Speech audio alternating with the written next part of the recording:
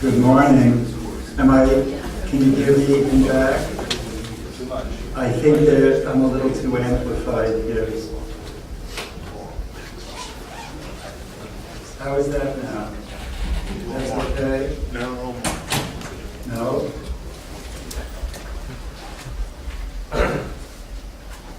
Anyway, as our review indicated yesterday, the central question of biological and artificial intelligence concerns how does an individual adapt on its own in real time to a changing world.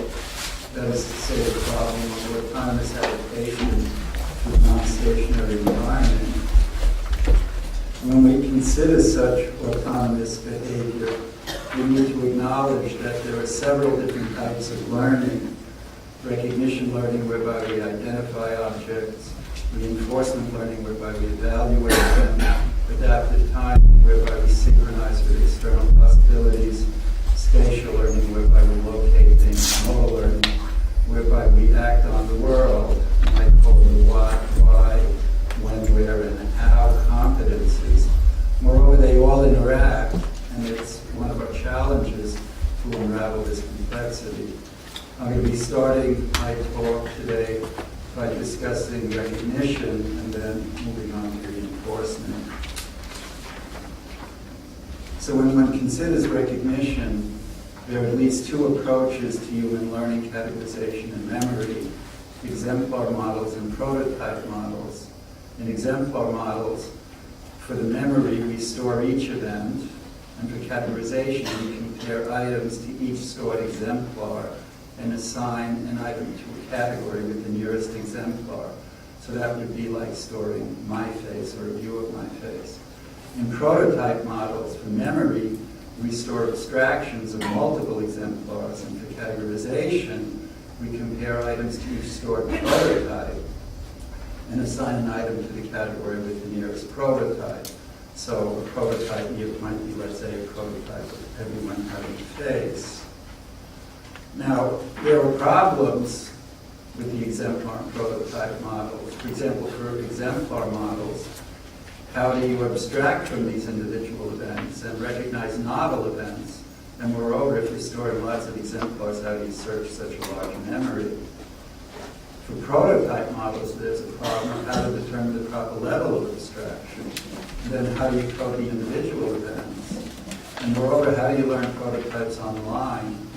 Only exemplars are ever experienced.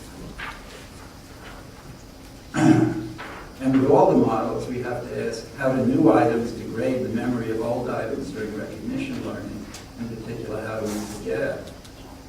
Moreover, it's known that in inferotemporal cortex, where a lot of recognition memory takes place, there's a lot of data showing that it learns to encode both specific and general information.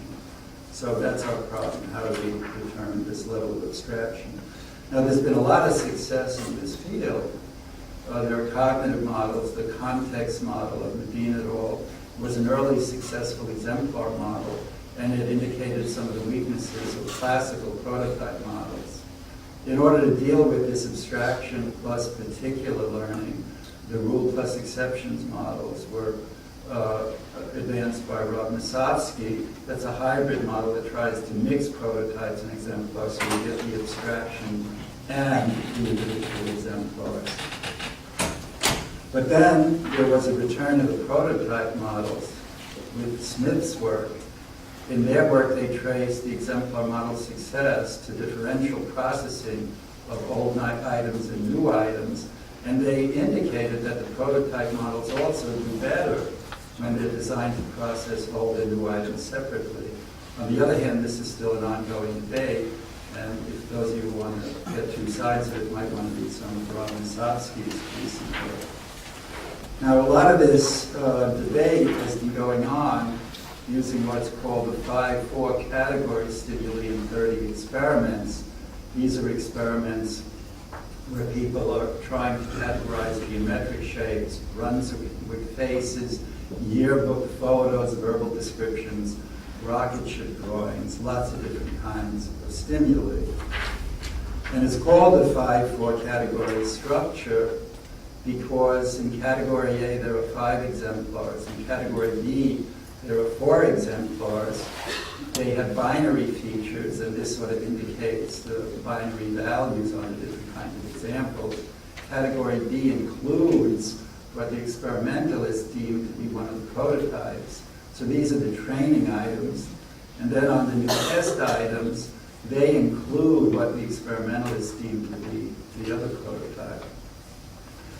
Now, this is a good set of examples to study because if you look at the within category similarity and the between category similarity, in fact, take their structural ratio, which is just the ratio of within category similarity to between category similarity, and that's 1.5 in this set of examples, and a structural ratio of 1.5 implies poor differentiation. So it's not a trivial problem. Moreover, these classes are linearly separable, and you can compute the predictive power of each dimension, which is the percent correct you'd expect to get using only one feature. This is indicating that if you want to do well here, you would tend to use dimensions 1 and 3 and not dimension 2, which is not very predictive. Although these cognitive models fit the data quite well, they do have some fundamental problems, I suggest. In particular, none of the models actually learns its exemplars of prototypes. They just have algebraic equations to fit the data. Moreover, none of them explains how information is stored or retrieved in real time in a processing sense, or how does it really work. As I indicated, they define prototypes a priori, what the experimentalists think should be a prototype, but not by what prototypes humans might actually learn. And finally, they all use combinations of exemplars and the predictions, not just individual exemplars, so it's not even entirely clear how individual exemplars will be dealt with. But I think there's really a deeper conceptual issue, and that is I claim that the exemplar models implicitly use prototype knowledge. So in these models, you'll often find that the probability, PIA, of category A response in response to the exemplar I equals the sum of the similarities, Sij, between the test item I and stored exemplars of A. So you're summing J over A. So this sum of similarities divided by the sum of the similarities between the test item I and all the stored exemplars, which if you just have 2 categories, you'd sum over A and B. Well, that looks like a pretty innocent equation. But if you think about this in real time, you have to ask, well, how does the model know which exemplars are in category A? So it must know this to compare only these exemplars with the test item to compute their similarity. And I suggest that implies that there's some kind of bottom-up learning where every exemplar, including the test item, is associated during learning with some kind of prototype. This is going to be the thing that binds them together, because if nothing binds them together, there's no way to compute the formula. But in addition, you need some kind of top-down learning, because when activated by a test item, the prototype somehow has to feed back to selectively activate all its exemplars and only its exemplars. Otherwise, how would you do it? So, in particular, when you're talking about that simple formula, you think about it as a processing model in real time. Somehow the test item has to access some kind of grouping representation, which then has to be able to read out only the guys who are associated with it. So implicitly, there's some kind of bottom-up and top-down learning going on here. Moreover, if you ask how a novel test item accesses the category, you realize the filter in getting to that category can't just be one exemplar for the category. It must admit novel things. So I would like to then try to explain these data in a context where you do learn things and where you define prototypes in a new way.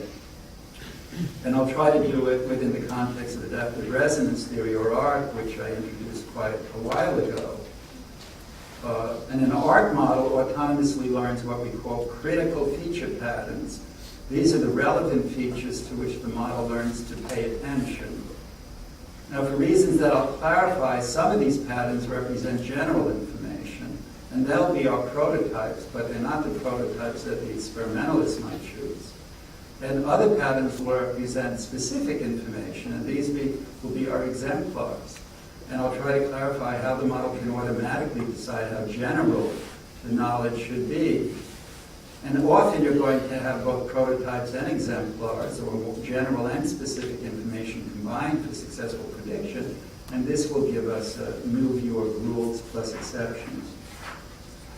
So there's been a long history in the development of ART, and it's still going on. It's a vigorous research field. And Gail Carpenter has played a key role in much of the work. And the kind of art that helps us to quantitatively fit these data is a kind of art called distributed art map, which fits the data as well as the exemplar and prototype models, but after learning these categories incrementally in real time, and it proposes a new definition of prototype, and thereby clarifies the exemplar prototype controversy, and I would argue provides a way out of the impasse that they're now facing. So let me just show you that there are good fits to the data after learning. And in fact, Bilgin Ersoy will be giving a short talk, I think the last talk today, describing more about the model. And so here you can see the fit. So I won't go into it any further except to say we fit the data, and we can study it more with Bilgin. And moreover, if you look at the box sizes, there are the box size covariates with the number of features and feature uncertainty. There are combinations of prototypes and exemplars that are learned online. So with this introduction on which to build, I'd now like to show what I mean when I say that there's an intimate link between working memory and short-term memory, learning and chunking or categorization and long-term memory, the learning of expectations, so this is this top-down stuff, focusing attention, resonance, which is where adaptive resonance theory gets its name, problems of reset and memory search or hypothesis testing, and even words like consciousness. So at bottom, adaptive resonance theory tries to solve a problem that I like to call the stability-plasticity dilemma. And I was sort of delighted yesterday when Eve Marta used these words. And this is just the problem: how can learning continue into adulthood without causing catastrophic forgetting? Otherwise expressed, how can we learn quickly without being forced to forget just as quickly? And I like saying that an archetypical example of that is you come to a conference like this, and I've learned scores of new faces, and it never worries me that I can go home and recognize all my old friends and family, but you can't take that for granted. That's an achievement. So in the stability-plasticity dilemma, a key design trade-off is how does a brain dynamically switch between its stable and plastic modes, and how can it do it without an external teacher telling you the answers? So if you're too stable, you get rigid. If you're too plastic, you can get pretty chaotic in the bad sense of the word. And so it's a dynamic balance, and part of the art of living is to maintain that balance. And we know that as we get older, it's not always so easy. So if you study art, then the proposal is, backed by rigorous mathematical theorems, that you need certain kinds of matching and resonance rules in order to solve the stability plasticity problem. In particular, I would claim no feed-forward model by itself can solve the stability plasticity problem. Sure, bottom-up activation by itself can activate target cells or nodes in a kind of automatic activation, But I would claim you also need top-down expectations that have the following properties, which I'll first just say in words, then pictures, and then illustrate in greater detail as I go on. So top-down expectations, I would claim, learn prototypes, but under the kind of prototypes, these critical feature patterns, that select consistent bottom-up signals and suppress inconsistent bottom-up signals to start focusing attention on the critical features that the system deems to be important. But these top-down expectations cannot by themselves fully activate target nodes.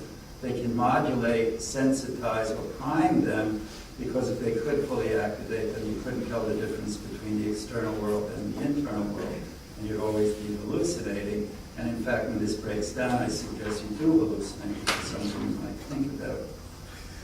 So what is the foundation, then, of art? Well, first, those of you who were here yesterday know that you can have multiple levels of processing with cell populations sending their signals up to another level and being gated by adaptive weights. And you add up these signals, and then they start competing in a kind of competitive learning or self-organizing map situation. And I remarked yesterday that this kind of competitive learning self-organizing map was introduced in the 70s by Chris von der Malsberg and myself, and then later in the 80s, particularly in his popular book in 1984, Teo Kahonen, greatly popularized this kind of model. But this kind of learning, where just activating a few winning cells and letting them trophically determine that the synaptic knots here can learn the incoming signal pattern, that's not sufficient to solve the stability plasticity problem, which is why in the mid-70s, when I was working on this kind of competitive learning situation, I also introduced R, because it was clear through many examples that you get catastrophic forgetting. But at that time, it also became clear that if, in addition to the bottom-up adaptive filtering, you have readout of learned top-down expectations, then you could get the system to self-stabilize its learning, if these expectations had certain properties. But what are those properties? Well, let's suppose here you have bottom-up activation of some multiplex feature pattern.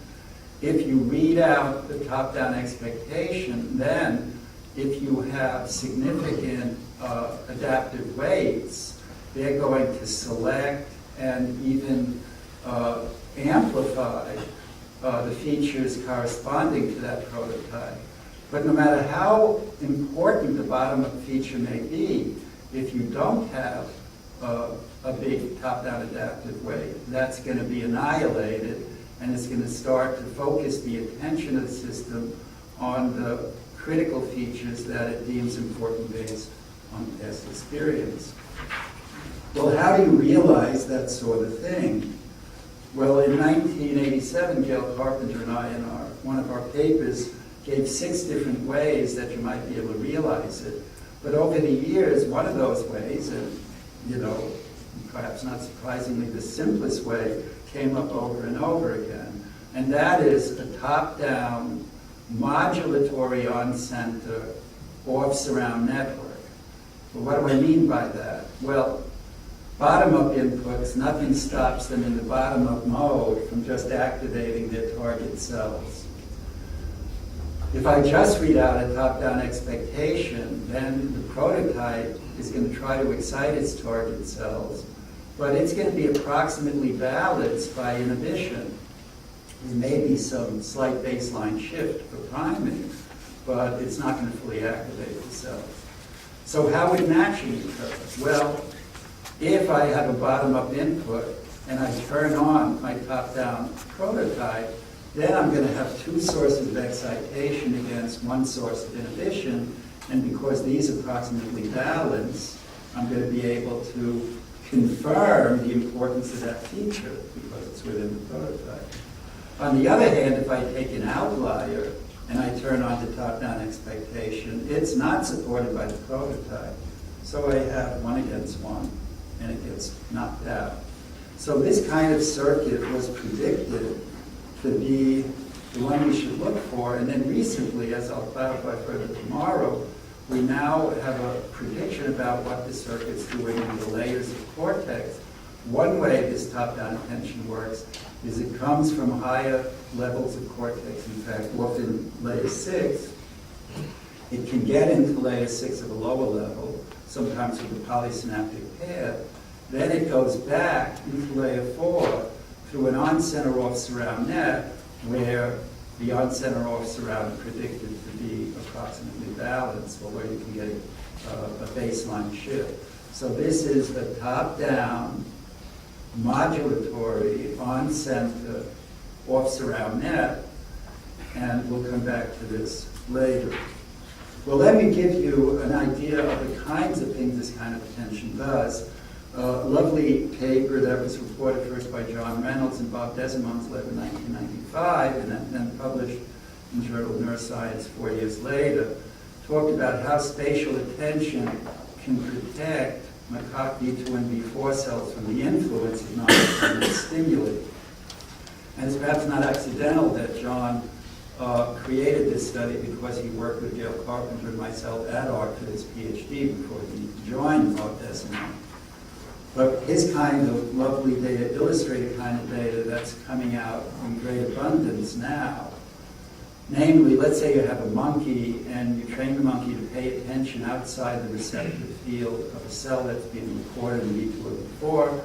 Let's say you turn on a feature in the receptive field and now plot the cell response through time, and in yellow you see that the cell responds and then the response tails off.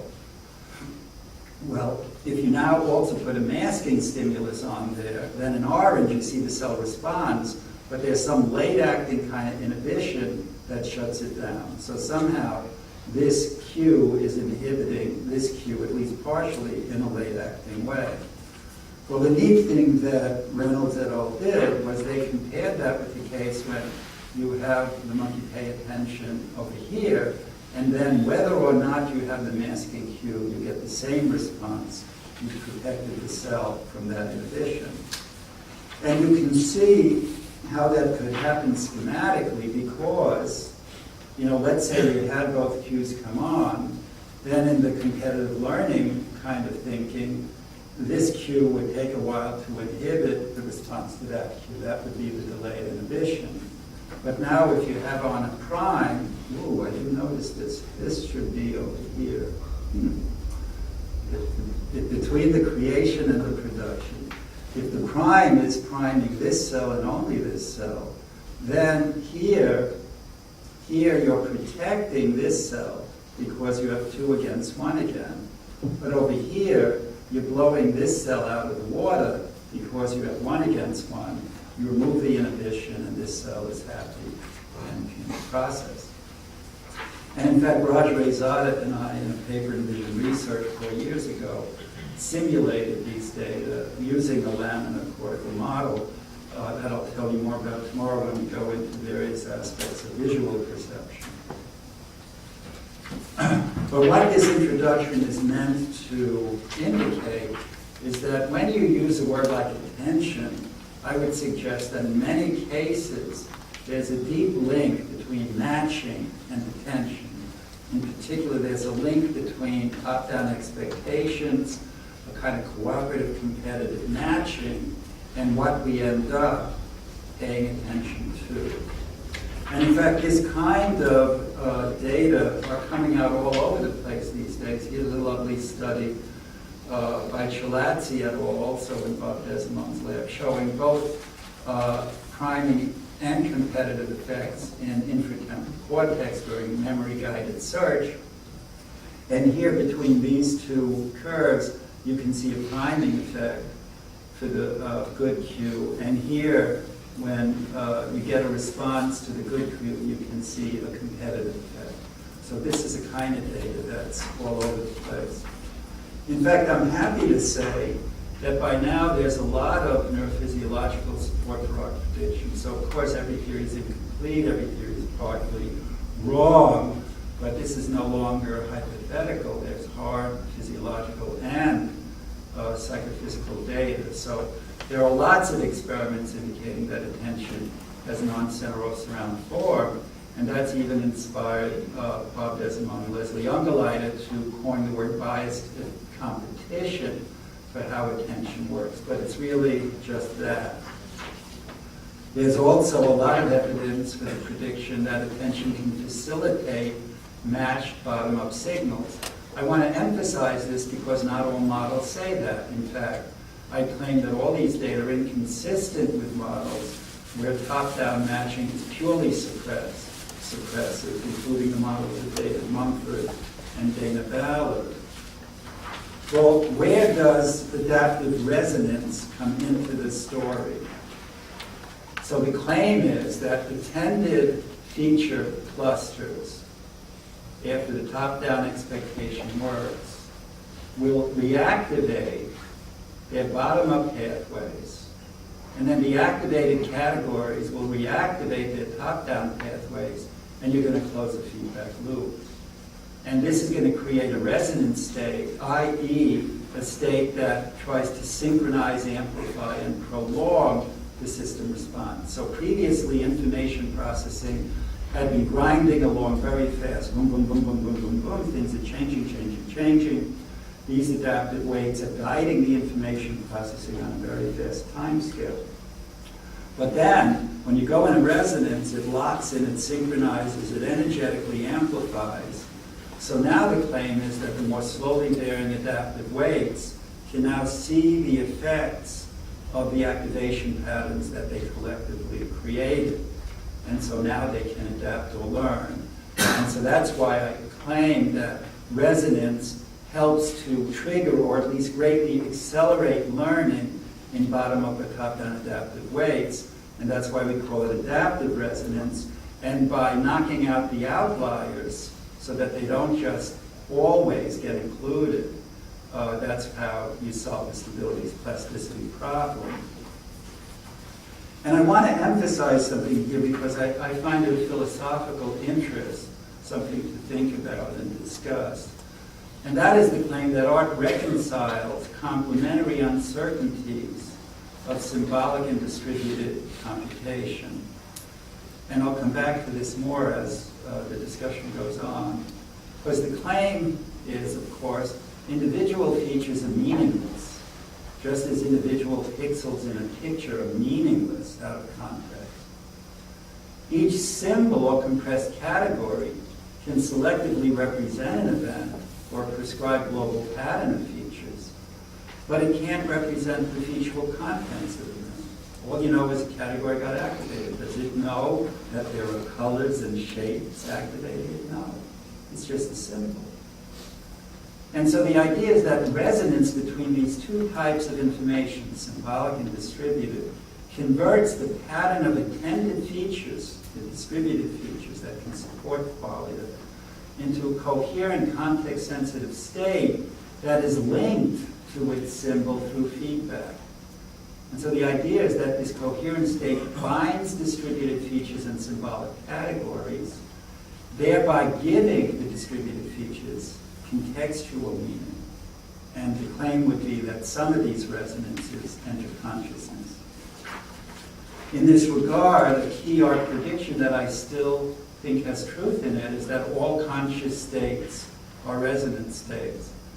And in fact, there's growing neurophysiological support during the past several years for the predicted connection, and by predicted I mean since the 70s, between learning, expectation, attention, resonance, and even consciousness in a series of experiments by such people as Jean Bouillet, Bob Desimone, Charlie Gilbert, Victor Lame, John Reynolds, Peter Rolfson, Wolf Singer, Noel Sugar, etc. For example, some studies recently have shown some support for the predicted link between attention and learning. In visual perceptual learning, in fact, FSR is here today, so it doesn't disagree. It's my wife. What? Oh, it's your wife? Oh, goodness. So you see, I'm not showing them. Okay, I didn't realize. Okay. Thank your wife.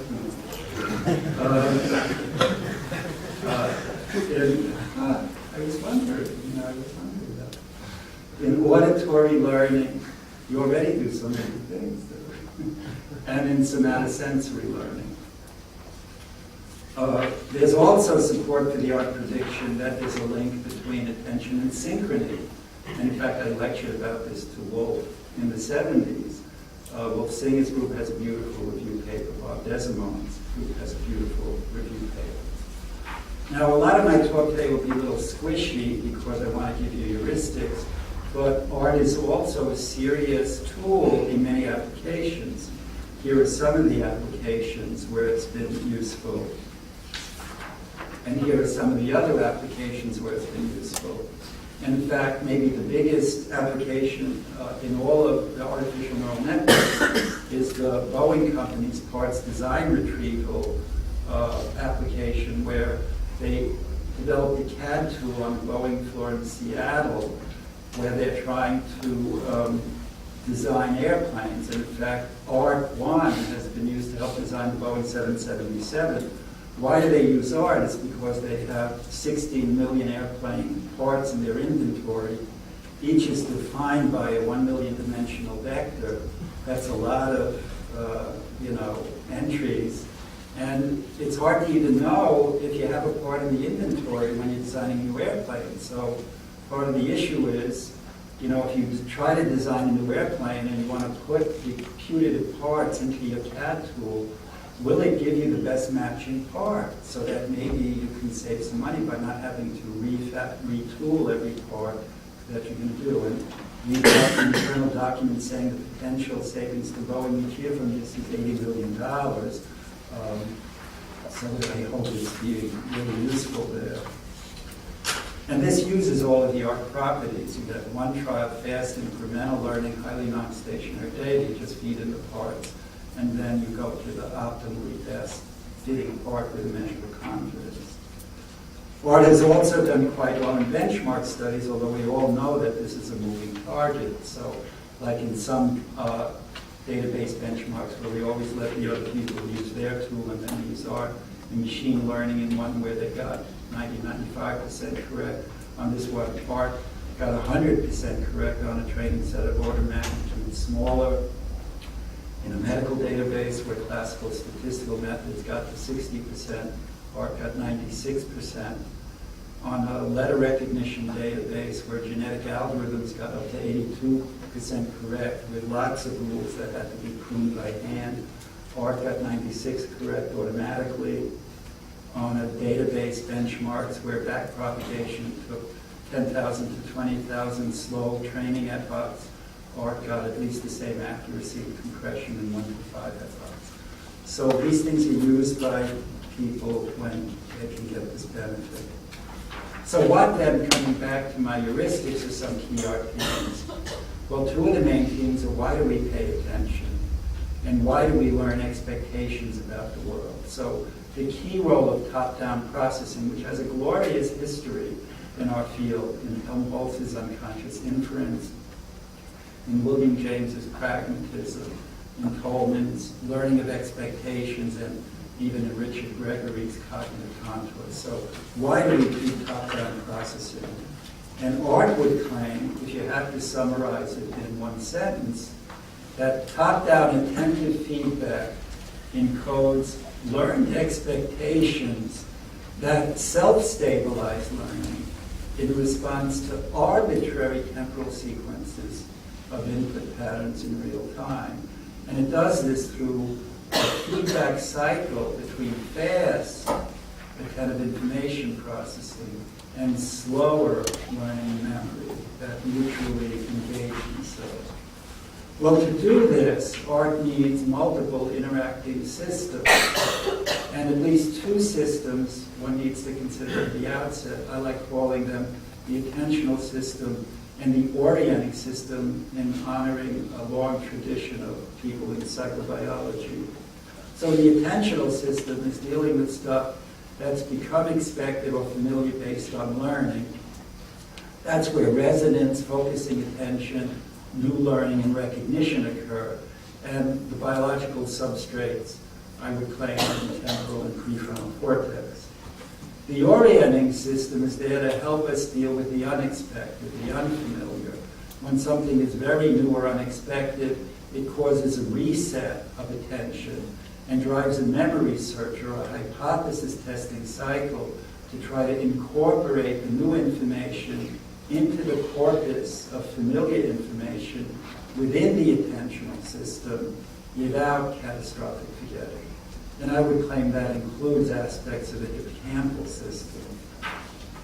So if you look at Art 1, which is a simple example that Gail Carpenter and I developed, here you'd have its attentional system where you have its bottom-up adaptive filtering, its top-down matching in response to the input. But also when mismatches occur, we're going to activate the orienting system to derive a memory search for better categories. So let me just go over for a moment the hypothesis testing cycle that goes on in this kind of art model. So I like to just draw a single arrow here instead of n little arrows corresponding to each feature, especially when n is 50,000, it gets a little messy. So this is an input feature pattern. It tries to turn on the feature detectors here. So it's a multiplex distributed feature pattern. But each of these active lines is also trying to turn on the orienting system. So if I have lots of features active, I am adding up a lot of activity in the orienting system. Well, you might say immediately, well then why isn't the orienting system going to reset what's going on up here, even if it's the correct category?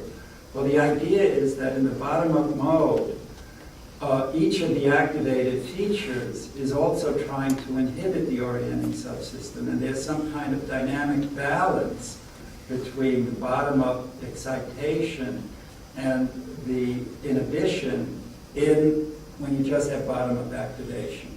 So this inhibition, by balancing the excitation, and this notion of balancing excitation and inhibition comes up everywhere, and we'll discuss it further, keeps the orienting system quiet, but it's a tense orienting system. Okay? While you go through the adaptive filter and you choose your category. You choose your category, it starts reading out top-down expectation, does art matching, may mismatch some features and shut them off. When you shut off the features, that's going to reduce the total inhibition of the orienting system. Well, if you reduce it enough, if the thing is unexpected enough, then a novel event occurs, and novel events are arousing, and a non-specific burst of arousal is going to activate the category layer. How novel is novel depends on a parameter that Gail Carpenter and I like to call vigilance, and I'll come back to this in a moment. This non-specific event selectively shuts off the active hypothesis that removes the mismatch, that exposes the original pattern.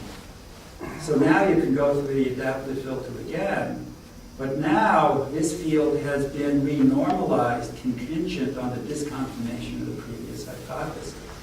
It's acting like a kind of real-time probability theory. So Bayesians in the audience, you don't need to use Bayes if you want to do real-time probability in a non-stationary rather than stationary environment where you don't have priors. So the field is renormalized, it chooses another hypothesis until either you get to a good match or you select a new code, you resonate on it, and you learn. So that all of that goes on in R is a dynamic cycle of resonance and reset, match and mismatch, match and mismatch. And as inputs are learned, Gail and I proved that search automatically disengages and you get one pass direct access to the globally best category. And so you don't get local minimum. Well, what does the art matching rule really buy you to give you stability? Well, one thing that art matching helps to avoid is a superset recoding. So if you have a pattern of features that are the critical features of a category, you don't want the next time for that prototype to expand to include a lot more features. And here is an example that came out of the Art 1 paper in '87, where we showed that if you have an alphabet even of just 4 patterns that obey these set theoretical rules, And if you present A, B, C, and then you present A again, and then D, so A, B, C, A, D, A, B, C, A, D, and you do fast learning, then if you look at it here, you'll see that A is coded by a different category on each trial. It goes oscillating back and forth. It never settles down because of the superset instability. Okay. And so to understand how to avoid that, it turns out that the adaptive weights here have to have a kind of normalization. Remember we talked about Weber law in short-term memory yesterday. Well, there's also in this example Weber law in long-term memory. So if you have a small set of features, all of that weight can be focused in learning to activate this category. If you have a bigger superset set of features, then that weight is shared to learn to activate that category. And now if you put in the subset, this one gets bigger weight than that because this was shared by Weber law normalization, so the right one wins. And if you put in the superset category, because of the Weber law normalization, these two together have more weight than this one alone, and this weight had crashed because nothing was there, so it went to associative decay. So there's a trade-off between the size of adaptive weights and the number of features in the critical feature pattern that enables us to do this. Well, you need to do more to do serious cognition or applications. You need to learn many-to-one and one-to-many maps. So what do I mean by that? Well, for example, let's say you're trying to learn a lot of different letter fonts. Well, one font may be able to get position and orientation and variance to build a small number of visually based categories, but a totally different font has different features, so based on vision alone, you wouldn't expect it to be the same set of categories. So you're going to get a similarity-based categorization on the visual end, but then if you want all of these different categories to predict, let's say that this was the letter A, then you also need an associative map to link them. And this is where art map comes in, because you're mapping between one modality and another modality. So you have two stages of many-to-one compression. And it's also a fact that in versions of art, the adaptive weights at any time can be explicitly read out as if then rules. So if you do this in a medical database where you're feeding in symptoms, tests, and treatments, and you try to predict, for example, the length of stay in the hospital, a doctor can pluck out the if-then rules and say, well, is this algorithm making sense? Is it making decisions from intelligent reason? But many-to-one maps are not sufficient. You also must be able to learn one-to-many maps to get expert knowledge about the world. So for example, if I originally took this dog and I visually categorized and I learned to predict the name Rover, I learned to predict the name dog, but now today I say this is my dog, this is Rover. I don't want to forget that this is a dog, but I also want to learn it's my dog. So the idea is that there's a mismatch here. That mismatch drives a memory search. And the architecture is designed to shift the focus of attention to include the features that are specific to Rover as a dog and learn the associative map to Rover while not destroying the fact that it's also a dog. And many of you know that if you want to do serious one-to-many maps, that can be problematic using algorithms like backpropagation or any mismatch-based learning algorithm. Well, let's now come to this issue of vigilance control. So we need to ask, how do visual categories, among others, shape themselves to fit the statistics of the environment? Or to get back again to the exemplar prototype debate, how is the degree of abstractness or generalization controlled? And in the art model, one way to do it is if there's low vigilance, you can learn broad categories, because that means if you have low vigilance, you can have lots of variation in the input exemplar exemplars, and it's not going to force a search. But if you have very high vigilance, then even small mismatches will force a search, and so you're going to learn very specific categories. And so let me just show you the simple kind of inequality that makes this obvious. So the idea is that you're going to have your input vector going out to try to activate the oriented subsystem.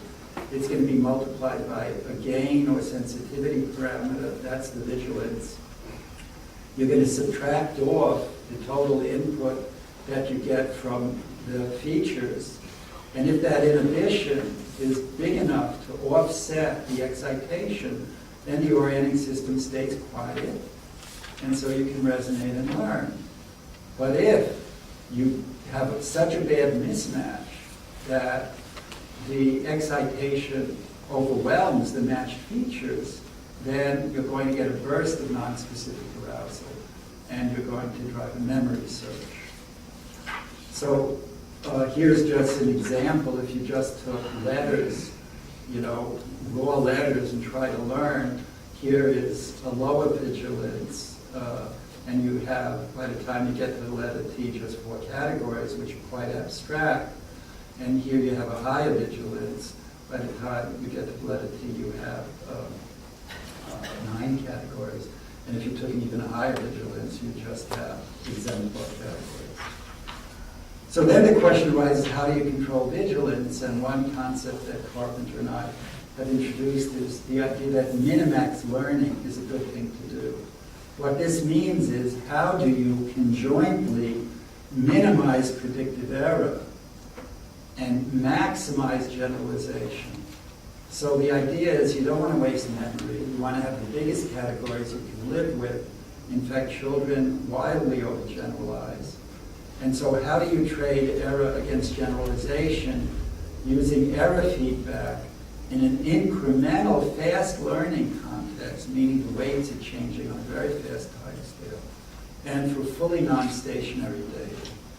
And the reason you can do this is because you have a complementary attentional and orienting system. That makes it easy. Without these systems, you couldn't do it. So the intuitive idea here is that in order to make a prediction in the first place, your analog match between your top-down prototype and your bottom-up inputs must have been bigger than your baseline vigilance or sensitivity.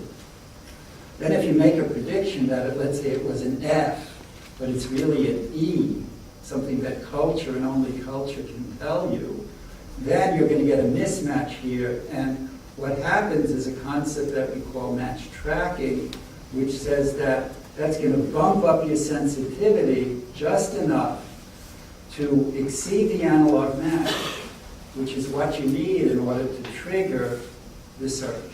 So we're saying we're going to give up just enough generalization, we're going to sacrifice just enough memory on each trial to try to correct the error.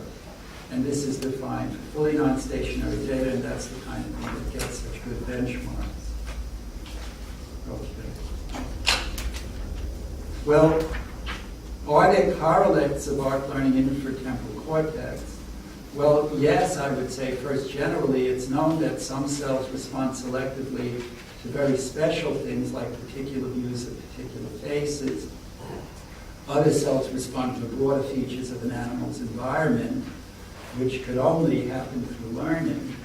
But there's a more specific kind of support in an experiment done again in Desimont's lab, where they have a monkey do easy versus difficult discriminations. And so, let me just quote them.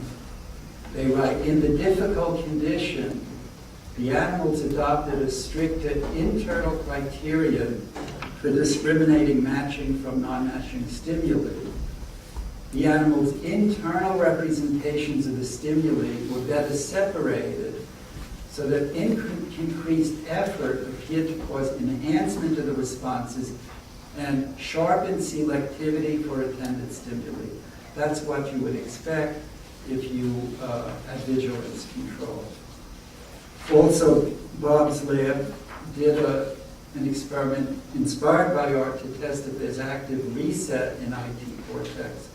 And they report there is an active matching process that was reset between tribes in a later study of theirs. I should remark that there's a dynamic phase in memory consolidation which can be used to try to explain data about medial temporal amnesia if you cut the orienting system, which is analogous to what happens in certain hippocampal patients. Then there's an amnesic syndrome with many properties that are characteristic of hippocampal patients. I don't want to go through that because there's something I really want to get to today. But I do want to make a prediction that should be testable by putting together two kinds of physiological study in one study. The claim is that the generators of novelty-related potentials in the hippocampal formation influence the specificity of recognition codes learned by the infratemporal cortex. So, for example, it's known that there are novelty-sensitive cells in the hippocampus, Vinogradov, Deadweiler, Otto and Eichenbaum have shown it. Let's say you try to record from these cells, and you would be expecting to see a lot more novelty-based mismatches in the hippocampus as you're learning more specific recognition codes in the spirit of the Spitzer-Desmond and Moran studies. So I think whoever does this, you'd have to record both places. This is hard, but whatever the outcome is interesting. And in this regard, there's also, with the medial temporal amnesia, some support for the art prediction. For example, Knowlton and Squire have lovely data assuming that you need two memory systems to explain amnesia data. And this is because they get a dissociation in their data. That's really a bad problem. A lot of cognitive scientists say two systems every time you get a dissociation. But I just wanted to remark that Rob Nosovsky et al. Showed that a single exemplar model with what they call a low sensitivity parameter can quantitatively fit these data. So you don't need two systems, that's a non sequitur. And Rob and I both recognize that low sensitivity in his exemplar model plays a role similar to low vigilance in art. So if you cut out the orienting system, it's like throwing away vigilance control. And so, as I remarked earlier, his exemplar model also implicitly needs bottom-up and top-down feedback. So you might want to study his papers, they're very interesting. Now, I'm in a sort of conundrum here because I wanted to have finished this, but I also wanted to give you a thought experiment to derive all this other stuff. So what I think I'm going to do is put aside the thought experiment for the moment, and if I make up time, which seems maybe very unlikely, then I'll give you the thought experiment. Because you can derive art flat out from first principle using just principle of sufficient reason. And I think that's something really worth seeing because it sort of celebrates reason in neuroscience, that the brain's not just a bag of tricks. But let me go on a little further to